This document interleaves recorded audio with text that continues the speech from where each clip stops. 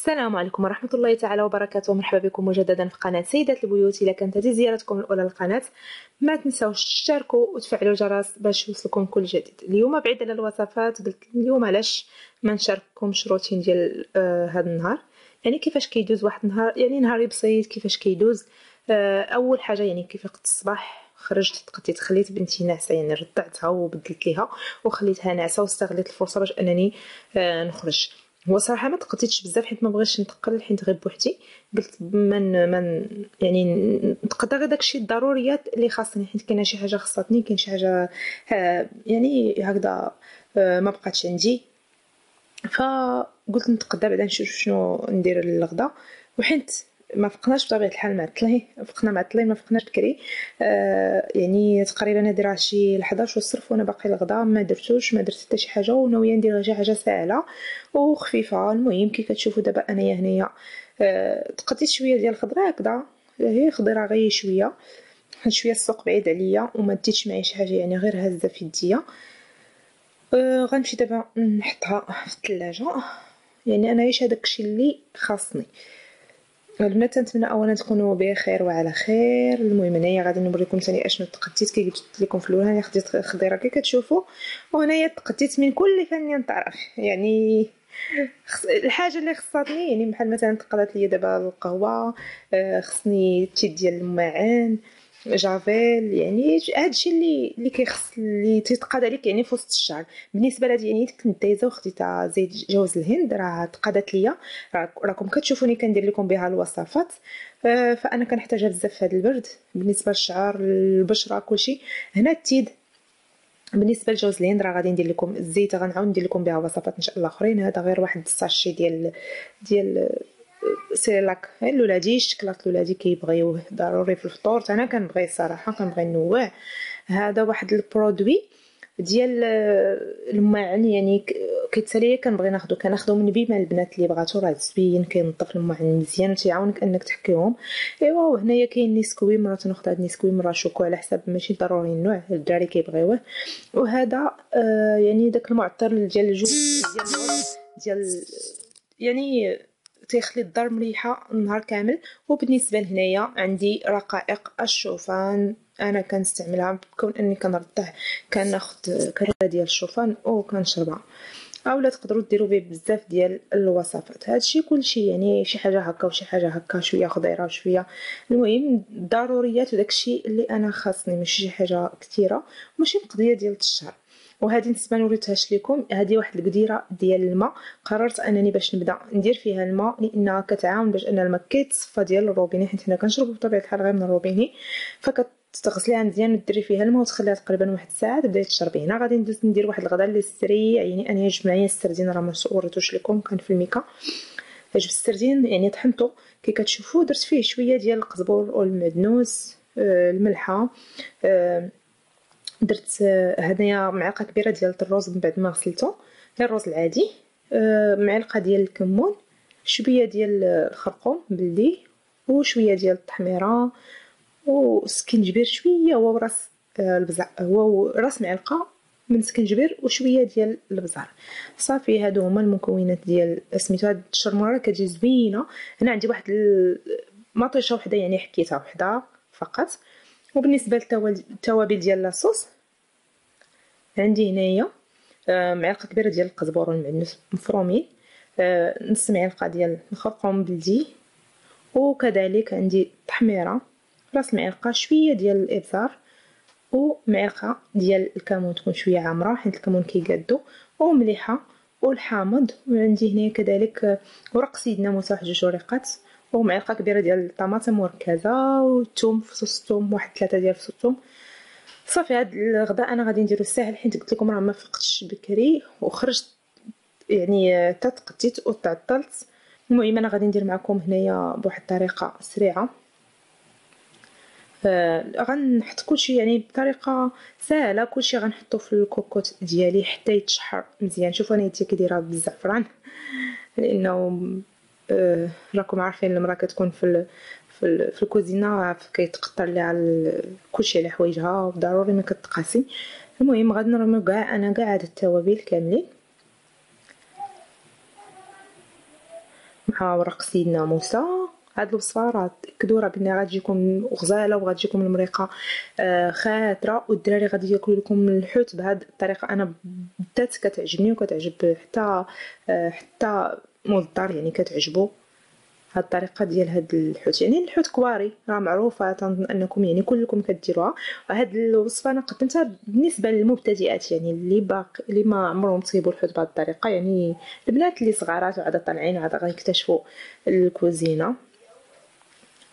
المهم وكل كيدير طريقته. هنا عندي زيت العود مع الزيت النباتيه، يعني زيت زيتون وزيت نباتيه مختلطه تقريبا واحد نص كاس. غادي نرد كلشي حتى يتشحر مزيان، غنردو فوق الوطه يتشحر. من بعد غادي نمشي وغادي نخلط الحوت. من بعد غادي كي كتشوفوا راه هنايا كنعصر عليه الحامض، حيت الحامض راه كيقادو. راني عصرت الحامض في المرقه وعاد غنعصرو في هنايا كي كتشوفوا. غنستخدم دابا انا يديا في الحوت، غنعصرو في الحوت وغنستخدم دابا يديا حتى نجمعو مزيان وتخلطوا ليا كاع هذوك المكونات. هنا الروز راه البنات كيتنفخ وكيطيب معاه وما كيخليش داك المذاق المجهد ديال الحوت السردين، وديك الريحه كاين اللي ما كيبغيهاش. بطبيعه الحال كتكون غسلتوه مزيان ونقيتوه، تبارك الله عليكم حادقات صافي. وغنبقى هكا غنستمر انني حتى نحركو مزيان البنات. هذا مكان انا هكا يعني كيدوز الصباح، يعني الصباح ديالي يعني راه غير في الشقه وتماره وما كنكونش اصلا ناعسه بكري مع بنتي، كتكون مسهراني بالليل، ولكن كنضطر انني نفيق بكري. دابا انايا غادي ندير واحد الزليفه فيها الماء من بعد ما خلطت هذاك الحوت ديالي، وغادي نبقى نديرو هكذا كواري. الماء كنديرو باش ما يجينيش، باش يجيني سهل وباش ما يبداش يتلصق ليا يعني في يديا. طريقه سهله بزاف، يعني انا غادي نستمر على هذا الشكل. وفي نفس الوقت الغدا هذاك التشحيره ديال المرقه كتشحر مزيان، يعني ناقصه عليها وتنخليها حتى تشحر مزيان ويتخلطوا المكونات مع بعض. يعني انا غادي نسالي دابا هذا حتى نكورو كامل على هذا الشكل كي كتشوفوا. تنكورو يعني الكرات اللي يكونوا كبار صغار كما نتوما بغيتو. انا بالنسبه لي راه هنايا غير كنزرب لانني جيت كلشي قالك فيه الجوع وكلشي باغي يتغدى. اضطريت انني يعني ندير هاد الحوت هو اللي بان ليا قدامي. كنت في الاول جايباه باش الصراحه نقليه وندير شليضات، بالحق عاودت قلبت الاتجاه. هنايا من بعد ما يعني تشحر ليا مزيان صافي، انا باقي ما كملتش الكرات حتى تشحر. غادي نبدا تنرمي الكواري ديال سمك السردين يعني بديك الطريقه. راه كيجي زوين، وتنقول بانه راه الدراري حتى ولادكم غادي يعجبهم، حيت انا ولادي كيبغيو هذه الطريقه ديال الكفته ديال السردين. غنكمل وغادي نرميه كاملو وغنردو، حيت غنسالي غادي نردو فوق البوطه هو الاول حتى يتشحر ثاني هي شويه، يعني يتشحر غير شويه مع الكواري ديال الحوت. عاد نضيف عليه الماء سخون نمرقو تقريبا غير واحد الكاس ونص كبير، ما يكونش فيه حيت هو راه دغيا كيطيب عندك واحد ربع ساعه. يعني غادي نردو فوق البوطه تقريبا واحد ربع ساعه بعد ما غادي نكون سدت عليه بالصفاره وغادي يطيب. هذا هو المريقه ديالنا. انا البنات راه ما عنديش كاميرا بروفيسيونيل باش تبان، يعني المريقه كتبان حسان من هكا وكتبان خاطره بزاف، وهنايا راه ما بانتش ليا مع التليفون هكذا. المهم كتجي واحد المريقه لذيذه ومحمضه وزوينه بزاف بزاف بزاف ان شاء الله. حين تجربوه وكل ثاني والطريقه ديالو حين تجربوه راه غادي يعجبكم، انا اكيد انه غادي يعجبكم. صافي هنا يعني كبيت لهم باش نتغدى. وانا راه في وسط الفيديو راه عجنت ولكن ما صورتش العجينه، حيت فايت لي صورت العجينه. الطريقه البنات كانوا طلبوا مني من بعد ما كنت درت واحد الروتين الاولاني، كانوا قالوا لي بغينا الخبز ديال كي كديري. يعني انا ما كنتش كنقول راه غادي نطيب الخبز، فهو هذا يعني درتهم غير خبيزات صغارين على حساب يعني غير بحال دوك الخبيزات ديال درهم. المهم من بعد ما تغدينا خرجت وليداتي باش يلعبوا شي شويه على برا. قلت احسن ما نبقى نعس وما حد كاين باهم. شدت ليا البنت يعني حتى تحضر الطاعه وكل شيء وخليتها يعني ناعسه ثاني، وخرجتهم هما يفوجوا حيت ما كايناش اليوم القرايه اليوم الحد. ولكن واحد شويه وهي تبدا الشتا تضبب الحال وبدات الشتا كتصب. الشتا راه صبت تقريبا غير واحد نص ساعه ما كاملاش ومشات. من بعد ما دخلت راه غادي ندوش انايا وغادي ندوش لوليداتي، حيت اليوم الحد ضروري ما كندوش ليهم. هادشي الا ما مشيتش للحمام. انا الحمام كنمشي عند ماما عاده كنمشي للحمام، حيت دابا لقيت تلقى مشكله مع التربيه، ما كاينش لي يشدها ليا، فتنضطر انني نمشي عند ماما عاد نمشي للحمام. ولا الا ما مشيتش راه كندوش في الدار. بالنسبه لهاد الوصفه يعني راه تاخذ شويه ديال الخزامه، شويه ديال الزعتر، وكديروه في الماء حتى كيتبخ الاولى، وكتغطيوه وكتخليوه تقريبا شي ساعه. يعني ديريه الصباح وتخليه ساعه ولا ساعتين من بعد تغطيه باش يبقاو المكونات ديالو داك البخار يبقى فيه. من بعد ديريه في الكاس، وفاش تدخلي دوشي يعني غتخليه كاخر حاجه، غادي تعاودي تدفيه واحد شويه وتخليه يعني من بعد ما تصفيه وتشللي به شعرك كاخر حاجه البنات. المهم هادشي انا الطريقه هذه كنديرها، تيبقى شعرك يعني فيه الريحه زوينه، وفي نفس الوقت نقي، وفي نفس الوقت يعني الخزامه راه كتنشط الدوره الدمويه في فروه الراس، راه مهمه. والزعتر كذلك راه كينبت الشعر وكيخلي فيه ريحه منعشه. انا هادشي اللي كندير، يعني هاد الماء ديالو كنخليه حتى كنساليه وتنغسل، يعني كنهبط شعري لتحت وتنكبو على شعري وكنخليه ما كنبقاش نشللو. هذه هي الوصفه اللي البنات كنديرها، ماشي دائما ولكن مره باش نعطي واحد الحيويه لشعري وواحد النفس جديد لشعري، لانني انا دائما كنداوم على الوصفات ديال الشعر والوصفات اللي حاطه لكم في القناه. يعني راه كلها يكونوا اكيد مجربه، وكلها هي يعني كنديرها باش تكون وصفه ديالي، باش تكون ليا. هذا ما كانوا اللي بغاو وصفه السانوش راني حطيتها، راه حاليا حتى هي كنديرها زيت السانوش.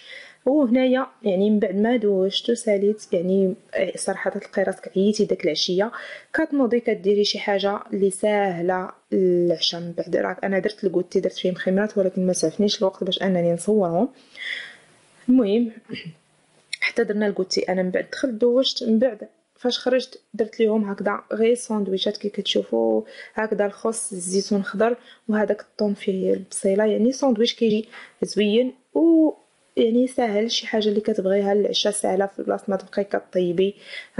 تنقيرو النهار كامل وحنايا في الكوزينه، فكتبغي يعني بحال هكذا العشاء شي حاجه ساهله اللي تفكك وتهنيك من العشاء. صافي هكذا كندير لهم غير شي حاجه، مره كندير لهم مقارونيه، مره ندير بيتزا، مره ندير يعني كل مره وشنو كديري وعلى حسب واش فيهم الجوع، واش مع هذا البرد راه تيكون الجوع. يعني كنفضل انا ندير لهم هكذا ساندويشات. ممكن دير لهم كراطان، ممكن اي حاجه يعني المهم شي حاجه اللي كتكون يعني سهله. اليوم انا اختاريت غير سندويشات حيت الصراحه كنت عيانه وعييت مع خرجت تقدت الصباح وما نعساش كي كنقول لكم، وعاد زدت ما نعستش بنهار. راه ليلى يلاه الواحد نيت كيعيا. وحنا بزاف النساء كنعياو مع الكوزينه، يعني ما كتجي او بخلاص دابا حيت الشتوى يعني الجو هكذا. النهار ديال النهار قصير، النهار كله انت يلا كتسالي الفطور كيخصك تنوضي ديري الغدا، كتسالي الغدا كيخصك تنوضي ديري الكوتي، من الكوتي تيخصك شي حاجه يعني للعشاء، وكتبقاي هكذا وكتبقاي النهار كله انت كتجمعي في الدار، كطرفي هنا كيحفظوا الدراري كطيبي في الكوزينه. يعني النهار ديالي انا بعدا كله كيمشي هكا. هنايا كي كتشوفوا هاد البطاطا درتها لهم غير بالربيع والبيض يعني، ودوزتها دغيا في الزيت هكذا مشنفه، حكيتها من بعد ما حكيتها زدت عليها مليحه وزيره وربيع ولحت فوقها بيضه وقليتها هكذا في المقله. يعني بهذه الطريقه راه تنظن ان بزاف ديال البنات عارفينها كيديروها بزاف في الطورتيه. المهم هكذا درت لهم وقسمت لهم هكذا الصوصه وتعشينا. يعني العشاء راه من الاحسن الواحد يدير فيه شي حاجه خفيفه، وإلا كان فيه الجوع يدير شي حاجه خفيفه وفي نفس الوقت سهله، ولا حتى الا كانت ثقيله يعني تكون سهله، احسن ما تعاودي تهزي وطيبي وتمرقي ولا تشوفي شنو ديري تاني. هذا ما كان يعني انا كنحاول، انا بصراحه ما تيكفينيش الوقت لانني كنحاول نعس ولادي بكري، فما تنجي ما بين الكوتي وما بين العشاء ما كيكونش عندي الوقت. كنبغي ندير شي حاجه سهله، وهنا غادي ندير غير واحد العصير يعني غير ديال الليمون. درت فيه واحد شويه ديال البنان وواحد الشهديه كانت عندي في الفريغو، صلات عن بي هذا مكان. وهنايا كنتعشاو باش ولادي تندوزهم ينعسوا ويقادوا المحفظات ديالهم باش الصباح ان شاء الله يكونوا واجدين للمدرسه. هذا هو الروتين ديالي ديال هذا النهار، يعني خفيف ظريف، الروتين ديال يعني الناس العاديه البسطاء كيفاش كيدوزوا، يعني ما خرج لهنا لهنا حدي الدار والجرده والكوزينه. هنا فين يعني فين داز الوقت ديالي. كنتمنى يعجبكم الفيديو ويكون خفيف ظريف عليكم، وشكرا على المتابعه. شكرا على المتابعه.